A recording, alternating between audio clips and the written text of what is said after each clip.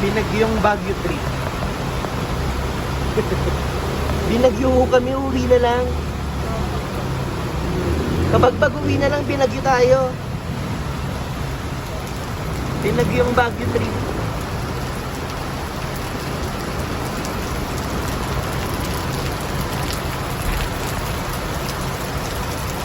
Ayan po mga kabagbag, binagyo tayo sa terminal pala.